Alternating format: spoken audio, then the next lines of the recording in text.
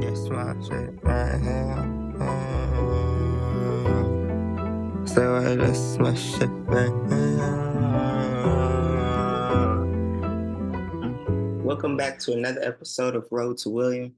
Today's video is on Whitney Houston, one of the best singers in the globe, one of the best actors, one of the best actresses on the planet, one of the sweetest. One of the sweetest. I have her shirt on. You already know how it gets down. One of my favorite things from Whitney Houston has to be Preacher's Wife. Uh, her song, I'm Your Baby Tonight. And when she did that song, y'all know what I'm talking about. She did that song on Preacher's Wife. You already know what it's going to be when I play it. I Love the Lord. It's a good one, too. You do have to credit I Love the Lord. Now, I know we've seen the iconic interviews with Oprah Winfrey, Diane Sawyer, but I'm trying to find it's her first ET interview. Throwback. I've been working in the studio since I was 12. My mom took me in the studio, and I've been working professionally since I was 12 years old. And I said, I want to be a singer. She said, you want to be a singer? You really do? I said, yeah, I really do. So she said, okay, let's go. And she took me by my hand, and that was it. But I feel no pressure from those two. I have nothing to prove. I give myself, and that's it. That's all I have to give. It's not all it's cracked up to be. It ain't all the glamour and all that stuff. It's hard work. It's a lot of work. But when you love it, it feels good. My face being shown all the time certainly doesn't hurt at all. And when people in the modeling business really never knew that I did sing. So when they found out that I did sing, it was like, oh, so besides that, you can sing. So let's deal with that too. So it's just one feeds off another. They both give one another. I don't really know how I really would describe myself as a singer. I just sing. That's what I do. I just sing. It's a raw uncut video. Let's watch that. I love those. I love a throwback. Don't you hit that like button? Before I forgot to say, but I wanted to make sure I said it. Shout out to the new subscribers. We hit 500 subscribers. I'm blessed, grateful, and I appreciate all the supporters. We're going to keep growing together. So I just have y'all seen this? And it's a part 2. Go check out the Best of Vox Pop, a lost interview, a lost Australian interview. I want to see some people. I want her people. Y'all know what I mean. I want to see her people interview her. Okay, Bobby Wygant do be having some good throwback interviews, so we're gonna watch her. Reppin' the WNBA, baby. Ayy. Put your W's up, put your W's up, put your W's up. PG is free, back with the Mercury. Okay, let's get together all. Opportunity to sit down and talk with you face to face. Thank you so much. But here I am, a longtime fan. Thank you. Love your recordings. Thank you. Your presentation and everything. Thank you much. Here you are now making your movie debut with Kevin Costner. Mm-hmm. Not too shabby. Not too shabby. shabby. That isn't too bad. Was this something, Whitney, where they came to you, or had you been searching around for something, or what? No, it actually came to me. Just out of the blue? Out of the blue, it was word of mouth that there was a script called The Bodyguard that Kevin Costner had, written by Larry Kasdan. And he was very interested in having me do it. As a matter of fact, he wanted me to do it. It wasn't that he was interested anymore. He said, I want this girl to do it. That's what I want, So I had my agent kind of search it out to see what was going on. And it was true. Kevin wanted me to do The Bodyguard with him. I was kind of like, that's pretty heavy company right there. So send me the script, let me read it, and I'll see about if I really can do this film, if it's something I want to do. I read the script. It was was beautiful. It was excellent. Something that would be perfect for me to do. But still, I was like, I don't know. I don't know. This is a pretty heavy role. For my first feature film. I didn't expect to play such a heavy part at first. I thought maybe I'd get this little part of signed. No, and then I waited for so long, and then Kevin finally called me. He said, "Hey, what's wrong with you? I want you to do this movie with me, and I really want you to do this movie, and I don't want to do it if you don't do it with me." I said, "Well, Kevin, why do you think that I'm the one to do this movie?" He said, "Well, I just think that you have that diva quality. I just think that you could do this movie, and furthermore, there's nobody else in Hollywood that can sing like you." that said, well, I said, "Are you sure?" He said, "Yes, I'm positive, believe me." He wanted me to do this film. So, I read it again and again and again. And finally I said, "Okay, I'm going to do this film with you. I want to do it. I can do this." Was the interracial romance any concern to you at all when you were trying to decide? No, I never even looked at it like that. It's funny, a lot of things that, brought to my attention only brought to my attention after the fact. When I was reading the script, I didn't think, "Oh, there's a black woman and a white man, and my God, what are we gonna do? The world's gonna fall apart." No, it wasn't any of that. It was I basically read the script and felt like it was a movie about two people who come together at some point in their lives and relate, have relationship, good, bad, and different. That's the way of the world. That's life. I don't think that it should be an issue anymore whether he's white or I'm black. I think that the issue is love and how people go through it and the transitions and the transformations we make and how it evolves. That's what I think. How do you think African American men will feel about it? Oh, they're probably gonna go, "Oh, Whitney, God." No, I don't know. Hopefully, hopefully, there will be. If you're looking at it in the right way, hopefully there'll be a sense of pride. You know, um, I don't think that I've seen a movie where a black female, on my part, has been so powerful, so independent, so decisive, in her decision making, and so in control of what she does, how she does it, and when she does it. I haven't seen anything come across the movie screen like that, and I don't know. I don't think it has been that way. So hopefully, there will be a sense of pride amongst Black Americans. Did your husband, Bobby Brown, want you to do the film? Yes, he did. Yes, he did. He was just concerned about, okay, how are these love scenes gonna be, honey? Prepare me. I mean, how far do you go? And that whole thing, which I expected from my husband. He's pretty possessive and he's kind of jealous of things, He doesn't want guys looking at me and that whole thing. So he was kind of, like, just tell me what you're gonna do, and then I'll be fine with it. And he was so cool and so supportive of me. I couldn't have asked God for a better man. He's just he's so much my rock. Had he said, "I prefer, Whitney, that you not do it," then what would you have done? Oh, God, Bobby, I don't know. No, what would I have done? I probably would have done it anyway. You know, um, my husband and I talked about this, and we weren't married before I did this film. And when I decided to do this film, we were just getting ready to date. So, you know, uh, in our discussing it, it was made very clear that this is business, that it's nothing personal. My husband does his business. Like I just saw that video last night of him with this girl, and I'm going, God, and I'm looking at it like this, going like this. You can't help but feel those emotions. It's your guy, and you see him like hugging up with somebody else, and you're going, God, that looks so strange. That's what he does with me. That kind of thing. So, it never got to the point where he said, "Well, I don't want you to do this film. I really don't want you to do this film." He just said, "Honey, I know that you have integrity, and I know that you have pride, and I know that you wouldn't do anything to discriminate against me or yourself.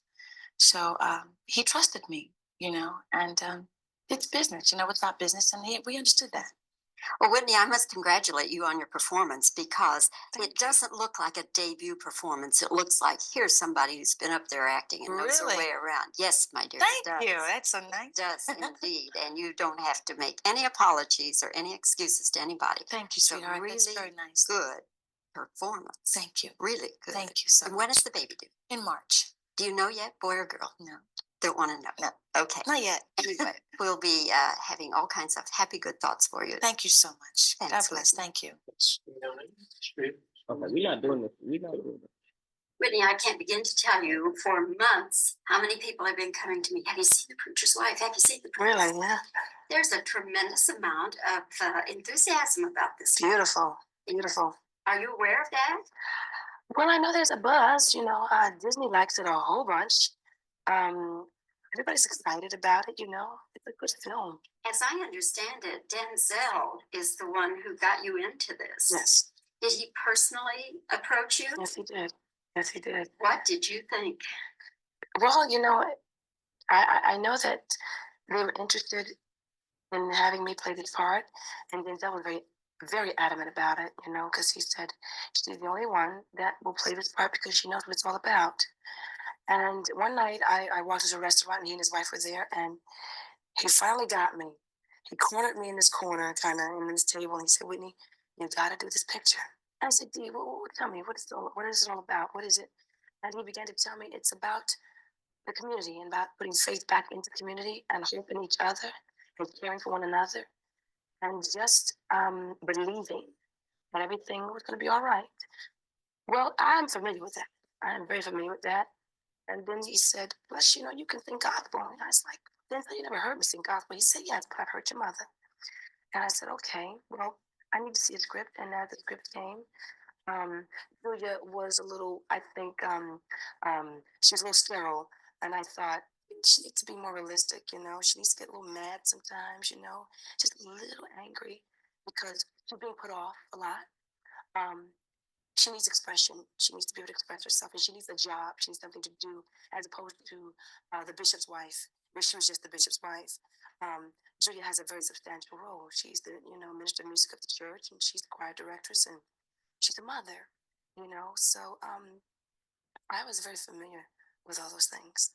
When you got into the gospel music, did it just come easily, or did you really have to work at it? The actual choosing of the songs was probably the hardest part, because there are a lot of great songs that you can sing of gospel music, a lot of great hymns that you could go back and get.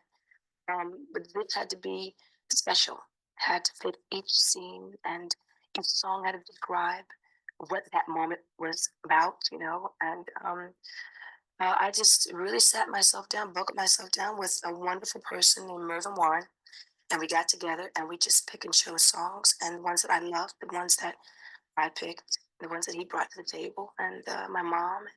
It was just a very wonderful feeling to sing gospel again. That was the easy part, the singing. Did you listen to famous gospel singers even going back? Excuse me. Did you listen to famous gospel singers even going back to Mahalia Jackson? Well, I'm very familiar with Mahalia's work. My mother and Mahalia were good friends. Really? Yes. And as a child, I remember my mother playing her all the time. Shirley Caesar was another. Um, I became very close to Shirley the past year. I invited her in the Grammys to sing with Cece and I. And she and I became very, very close. And I invited her back again to sing on the album. And that was a joy for me because she remembers when I was born. She was very dear friends with my family. Although I don't remember her, she remembers me. And it was just an honor to sing with someone who has been in the field of gospel for so many years and who has practiced it and lived it and gone through all the changes that, sometimes we go through in life. And still be able to have the faith and the love for it, and love for people. So, yeah, it took me back, and it renewed the spirits that lives in me. You know, the first time I interviewed you, you were pregnant. Mhm. Now I'm interviewing you. I'm again, pregnant you're again. pregnant. What is that, right? Isn't that weird? And when is the new baby due? In July. I do believe in July. The doctor's still trying to figure out when my last menstruation was, so he can't quite put his finger on it, but he thinks mid-July, mid to end of July. But life is good. Life is good. It is. God is good. Yes. And your little one, your daughter, Yes. you're having a big Christmas and where all of that. Well, you know, we're going to keep it quiet, I think. We had a big Thanksgiving. I had all my in-laws and my family over. And, I mean, it was just a house full of people. We had the best time. The Browns and the Houstons, we had a great time. So I think for Christmas, we're just going to keep it kind of quiet. Just Bobby and the kids and my brother and his children. And, you know, just keep it kind of like Traditional. yes. Whitney, congratulations. Thanks. The preacher's wife. Thank you. And your part in it. And I didn't know she had a miscarriage. Thank you. I really appreciate it. We got it. Oh my goodness. That was really scary. You can put me down now. I said you can put me down.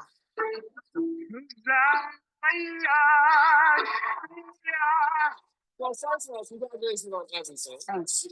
Congratulations to you, too. Well, thank you very much. You're doing so beautifully. I mean, gosh, God bless you. Well, we're having a good time. Good, Yeah. good. You should. This new project you're working on, Cinderella. Mhm. Now, first you conquer the music industry, then you conquer the movie industry. Now you go conquer. Conquered. Oh, Oh, we made up something. No, no, new stuff, huh? conquered. Ebonics. All right. All right. And now you're producing. Yeah. Cinderella is the project you produced, and you also star in that, Yeah. right? Yeah, I'm Now- very godmother. Exactly. Now, how did you take on the role of producer? How was that? Being an actress and being a producer, you got to put on two hats. Oh, yes. You know, now I know what a producer does. They calm the actors down. They make sure everybody's cool. Right. Nobody's got an attitude for the day. Right. Work done. You know. Well, how did you calm down the actors? Well, I just went to prayer for myself. Whitney, pull it together. Hold on, girl. You're gonna do it. You're gonna do it. Yes. Yeah. Okay, well, I think we have a slip of it. You do. Yes, we do. Let's take a peek. All right. But the world is full of things and fools who don't believe in sensible rules. Nothing do is to keep building up impossible hopes and things are happening. We were just talking during the clip about the diversity in the piece. Right, that right. it's sort of multi-ethnic and representational of everybody, which Yes. is really nice to see. I like that it's that kind of interpretation. What we call a rainbow cast. Yes, exactly. Asian Americans and African Americans, Caucasian Americans, everybody. Yeah. Now, I also see Brandy Yes. is in the project. Yes. Now, Girl. yes, and she's always spoken of you as her idol. So, And now that you two have worked together, do you see any of you in her? yes, I do. At her age, I'm older now. Yes, I do. At her age, at 18, I do. Yes, yes. That hunger, that verve, that energy, Right. that girl worked. I'm telling you, she worked and she put in the time and she was professional about the whole job. Mhm. She was really great. You're gonna love. Yes. Well, you two started out very young. Mhm. Do you, in looking back, what parts of your youth do you think that you missed out on, or did you? Well, see, yeah, I had this kind of mother. When they came and wanted to find me at 14, my mother said, well, if Whitney is good now, she'll be better at 18 when she graduates high school. And that's what I did. I couldn't sign a contract until I graduated high school. Wow. So I had to graduate high school and then I had to sign Mhm. on the dotted line. So I got my diploma and I went to Arista next day. I understand that you had a terrible accident a couple of years ago with your vocal cords. Well, no, that was in a couple of years. Ooh, please. What- No, what I did was like about what 6 or 7. Oh. Yeah, and my brother and I we were living in Newark, you know, projects, Brick City. Wait, now, And, wait, you grew up in York? Yeah, I baby. didn't know. I didn't know. Absolutely, that's Paris. Okay. Yes, BC. You know, we all got a name, right? Yes, Right, but right. see, I didn't know. Yeah. You was that Yeah, rooted. You know. yes. Oh, you must know that I'm rooted. Well, now you talk about Brick City, you know, Brick and City, you got the Chuck. You know, yeah, I was playing with a hanger on my tongue, doing like this, and in my mouth. My brother comes, he wrestles with me and hits it, and it went all the way back, and I yanked it out. Oh, You should have been there. You should have been there. My father was the only one home. My mother was here working with Elvis, actually. And my father just stuffed tissue in my mouth and kept stuffing tissue in my mouth and rushed me to the hospital. And they stitched me from the back of my cords, almost. It was like an inch away from my cord. wow. Yeah. And I got stitches on the roof of my mouth. But my father said, "Don't tell your mother." I'm going, all right, Daddy. All right. He said, "Now when you get on the phone, I had to call normal. I got tissue in my mouth." "Oh, well, how you doing?" He said, "Put your father on the phone." Yeah, what's wrong with my baby? Yeah, he knew what hell he. Yeah, he went to That hell. is so Yes, funny. he did. Please don't tell your mama. Please, he was begging me. That Yeah, is funny. Yeah, yeah. Now you started out singing in church. Yes, I did. Yeah. Yes, yes. Yes. Now that's like sort of a breeding ground for many of our artists. Yes. The church. Do you remember when you first knew personally that you had it? Wow. I don't like recall like the exact day or like what it was that I did. I think it takes years of maturation to know that you really solidly got it. Right. You know, I mean, I knew I had it, but I didn't like got it. Right. Yeah. Well, I heard a tape of you. I believe it was. Old stuff, my man. No. This is actually an audio tape of you singing in church, Whoa. and I believe you're only about 15, maybe. Oh my God. You guys want to take a listen? I must have been about 12 or 13 then. 12 or Yes, 13. yes. That was a song called More Love to Thee, O Christ. Yeah. That was that your solo? No, my first solo was Guide Me, O Thou Great Jehovah. That was my first. Yeah. All right, we're going to take a little break. We're going to come right back with Whitney Houston. Lots more right after this. You guys stick around. You guys are looking at a clip from Cinderella. Now that I have you here, I want to ask a little more personal things about you. Well, not like that. No, because because a lot of times all we get to know about people that we admire is from what's written. Right. So I figured I'd ask. It's all wrong. Yes, it's always all wrong. Right. So I want to know, like, what's something about you that would surprise people? Something they don't know. I love to vacuum. I love to vacuum my carpet. I just love to tell Bobby to move his feet up, go on his feet. I love it. I just love to vacuum. I do. That is definitely revelation. You would not see with this vacuum right now? Exactly. Okay. But what is a typical day in your life? Hanging out with family, you know. Bobby and I sitting in front of the TV, acting silly, you know. Chilling. Yeah. Cooling. Kicking back. Well, I gotta say, and I think I speak for many of the guys out in the audience. I went through my Whitney Houston. You know, I did. I was saving all my love for you. That's your house. And I know many. I thank you for that stage. Believe me. Well, All of you. I thank you for the oh, stage. absolutely. Beauty. But what I want to know is, how did Bobby sweep you up? Oof. He picked me up in a limousine with flowers, champagne, and was a gentleman. And he held my hand, and that meant a lot, you know. And he rubbed it a lot. He caressed it a lot. It was very romantic, and that turned me on. Man. I could have said that.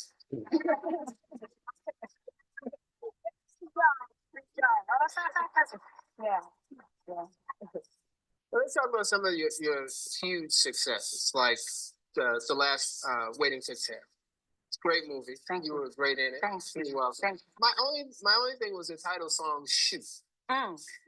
You've written written and sang so many songs with such depth, and then it was and I'm just, dude, yes. And I'm just curious, when you first saw the lyrics for that, what went through your mind? I called Face and I said, okay, you have written too many songs. You have no more words left. Right? You ran out of words, my brother, right? You have no more words. And but I mean the hook, that was the hook. Mm-hmm. Just, sometimes you don't know what to do, so you just Well, what's funny is you were so good that it turned out to be a smash, and all of us were sitting around going, shoot.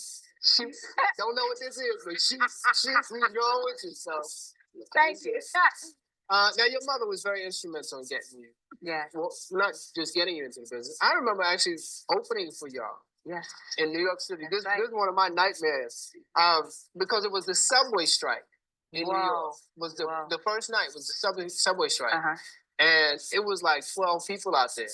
And I had to go through stand-up, and they wasn't even all sitting together. It was like somebody over there and over there. It was one of those nights. Yeah, and I just remember they gonna fire me because I was so bad, so bad. But anyways, back to your mom being very instrumental in your career. What advice did she give you that you held on to? Well, my mother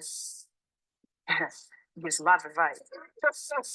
Lots of advice. Well, you said I have one of them. The main one is, girl, yeah, you want me to knock your head now. You know what?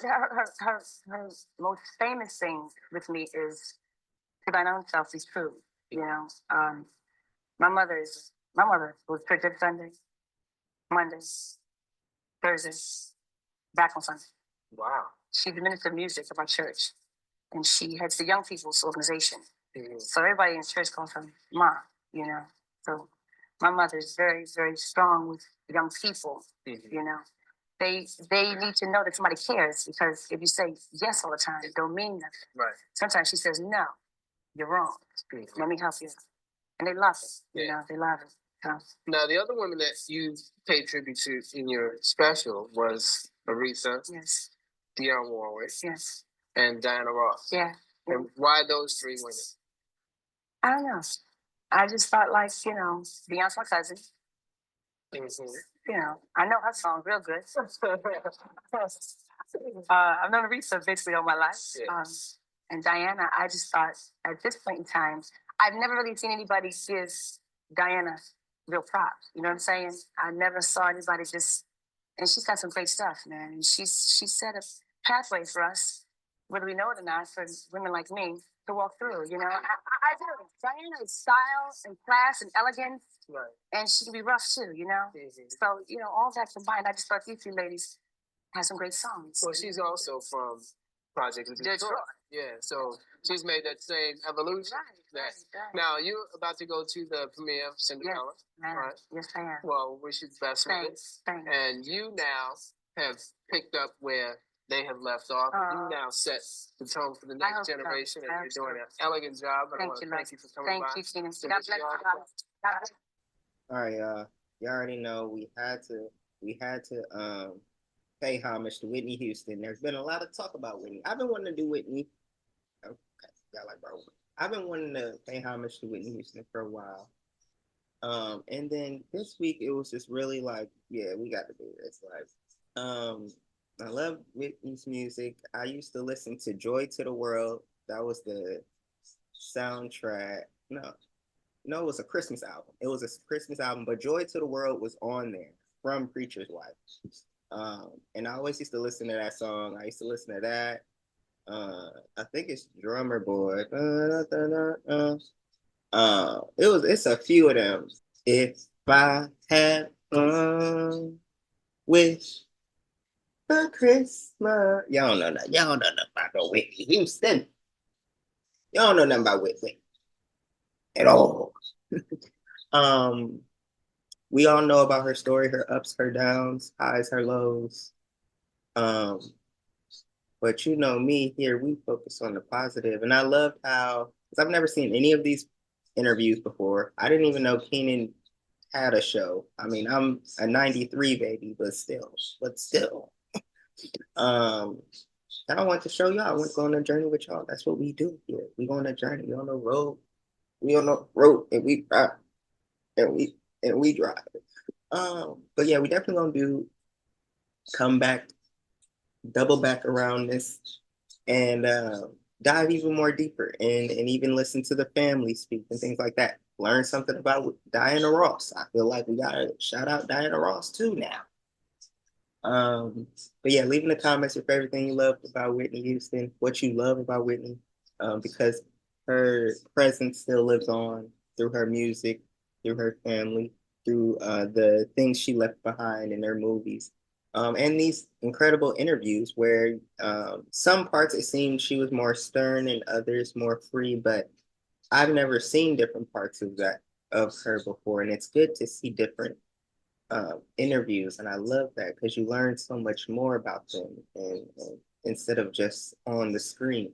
And yes, we've seen the interviews by the other people, but that was more so focusing on the lows. And not that I don't ever want to focus on the lows, because we have to appreciate both times, but we've already seen that. I want to go back to some stuff we ain't seen before. But and once again, I appreciate all the love and support. I see the channel is growing, and it's all because of y'all.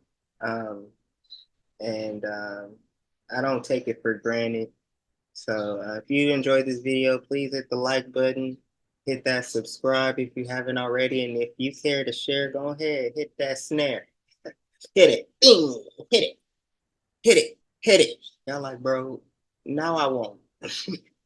I'm on Snapchat, William Road 22. I'm on Facebook, Road to William. I'm on TikTok, Road to William. Instagram, I'm on that daily. Don't ever be hesitant to hit me up in the DMs. If you want to be on the show, let me know. If you got something you want to promote, let me know. Clothing, whatever you got, what you got going on, let us know in the comments. Let me know if you want to be on the show. I interview y'all. You know how we do. Yeah, that's all I got for y'all, and I hope y'all are taking care of yourselves, mentally, physically, spiritually. Keep your heads up. Get you a Whitney t-shirt. Come on. Late night video for y'all. It's gonna be a video the next day, the next day, the next day. I know I'll be like, I don't want to just drop anything. I want to make sure it's right for y'all. So, peace out. Go play a Whitney song. At least one. At least one. All right. Peace. Squeeze a dime between them. She used to go on stage and torch the place down, boy. Get out of here. Now she just sings for the Lord. Not that that's bad, you know. No, that's good. Let me tell you something. You ever want to know what loving really sounds like? She's got that secret in her voice. Why don't you share that secret with us, Julie? Come on, remind us. No, that it's been years, really a long time. Still do it in B? No, Brazil, I can do it all. Well, I'd like to know what love really sounds like. I believe in you and me. I believe that we will be in love eternally. Well, as far as I can see, you will always be the one for me. Oh, yes, you will. I believe in dreams again. I believe that love will never end. And like the river finds the sea.